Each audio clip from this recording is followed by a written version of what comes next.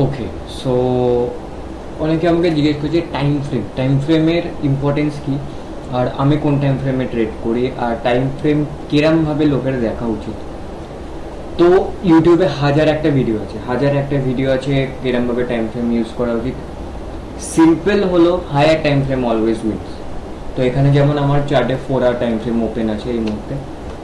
তো 4 hour time frame, higher time frame যেরকম হবে লোয়ার টাইম ফ্রেমে যেন সেই ট্রেন্ড আমাদের ক্যাচ করা উচিত বা সেই ট্রেড আমাদের নেওয়া উচিত। যদি 4 আওয়ার টাইম ফ্রেমে যদি দেখি আমি এখানে ডাউন ট্রেন্ড আছে, তো আমাদের বিয়ারিশ ট্রেড আর কি স্পট করা উচিত। ঠিক আছে, সিম্পল, আর কোনো কিছু দরকার নেই। হাজারটা ইয়ে আছে কিরকম ভাবে রিভার্সাল, অত কিছু দরকার নেই। Trend is your friend, but যতক্ষণ না ট্রেন্ড শেষ হচ্ছে, বাট ট্রেন খুব তাড়াতাড়ি শেষ হয় না, ট্রেন শেষ হতে টাইম লাগে, সঙ্গে সঙ্গে ট্রেন শেষ হয়। তো সাপোজ যদি দেখি 4 আওয়ার টাইম ফ্রেমে এরকম পুল ব্যাক এসছে, এরকম সাপোজ পুল ব্যাক এসছে, দেন আমরা ছোটো টাইম ফ্রেমে ট্রেড নেবো। এইবার আমি বলছি মানে ভিডিওটাকে শর্টই রাখবো। আর 15 মিনিট টাইম ফ্রেমে আমি যেমন ট্রেড করি, আমি 15 মিনিট টাইম ফ্রেমে আমি ট্রেড করি।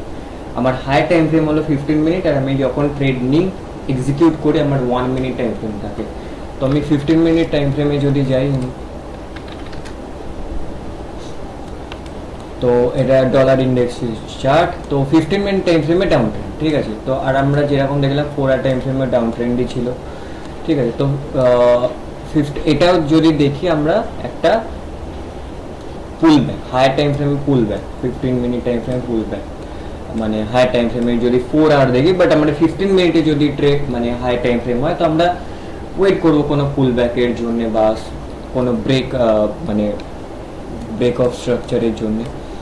তো এইখানে যদি আমরা দেখি পরপর ব্রেক অফ স্ট্রাকচার হয়েছে, এইখানে ব্রেক অফ স্ট্রাকচার, এইখানে ব্রেক অফ স্ট্রাকচার, এখানে ব্রেক অফ স্ট্রাকচার, তো পরপর ব্রেক অফ স্ট্রাকচার হয়েছে।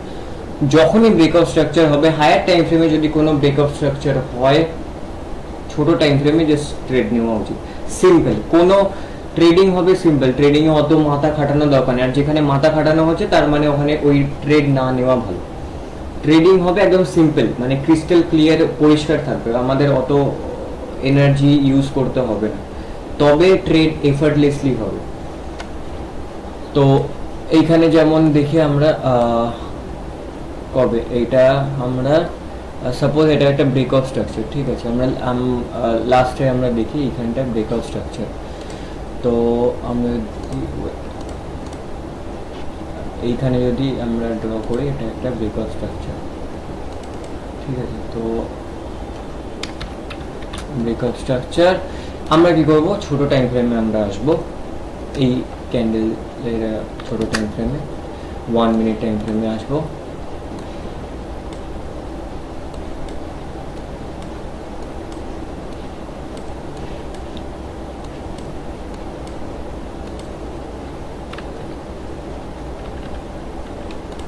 এই ক্যান্ডেলস্টিক ব্রেক হয়েছে। এইবার সিম্পল আমি যেটা করি, আমি যখন দেখি কোনো ব্রেকআউট স্ট্রাকচার হয়েছে, ইম্পালসিভ কোনো মুভ এসছে, আমি কি করি, আমি সিম্পল ফিবোনাচি রিট্রেসমেন্ট টুল ইউজ করি, আর 50% থেকে 61.8%-এর ভিতরে যদি পুল ব্যাক কোনো আসে, আমি ওইখানে ট্রেড এক্সিকিউট করি। যদি দেখি, আর আমি আইসিটি কনসেপ্ট আমি ট্রেড করি, কারণ আমার জন্য ওটা বেস্ট, বিকজ আমি প্রাইস অ্যাকশনে বেশি আমি ফোকাস করি, ইন্ডিকেটর বেস কিছু না। তো আমি যদি ইউজ করি এটা,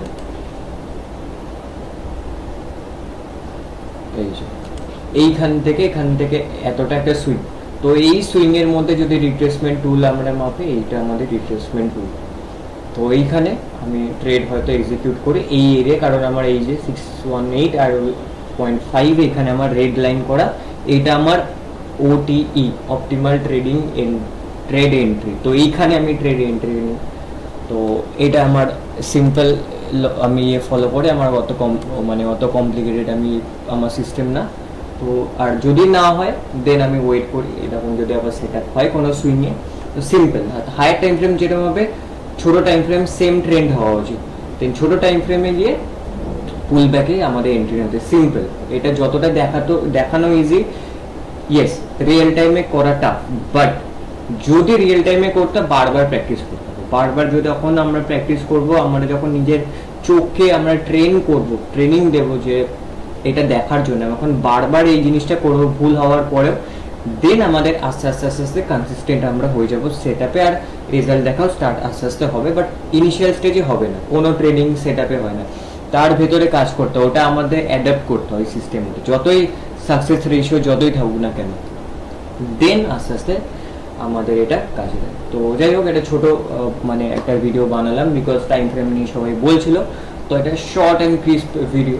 টাইম ফ্রেমকে কী করে আমি ইউজ করি আমি বলছি না, আমাকে যেরকম করে সবাইকে করতে হবে, যার যেটা পছন্দ সেই সেরকমভাবে করুন, বাট হ্যাঁ এটা আমার জন্য কাজে দেয়, তাই আমি এরকমভাবে দেখালাম, র্যান্ডামলি আমি তুলে দেখিয়ে দিলাম, তো এই জন্য। তো ওকে, টাটা।